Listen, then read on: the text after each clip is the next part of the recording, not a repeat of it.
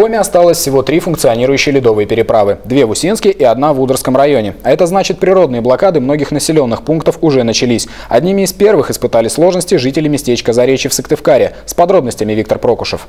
Эта картина чем-то напоминает мультфильм «Маугли» в тот момент, когда бандерлоги с упоением смотрят на питона К. Но взгляд этих людей устремлен на противоположный берег, куда они не могут попасть уже 4-й час. Понтонную переправу убрали, а паром, который должен был стать альтернативой, застрял во льдах. Надо коров доить, а мы не можем переехать. Местные жалуются. Такая ситуация уже не 1-й год. Говорят, идешь на работу и не знаешь, сможешь ли вернуться домой. Переправы нет. Толком ничего не сделали, не подготовились. И каждый год такое безобразие происходит.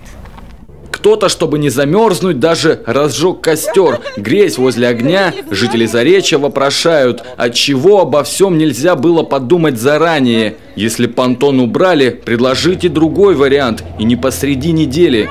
Этим нужно заниматься в соответствующее время. Либо днем, когда люди на работе, либо в выходные, когда они уже дома. А вот спасатели во всем обвиняют погоду. В этом году ледоход опаздывает дней на 10.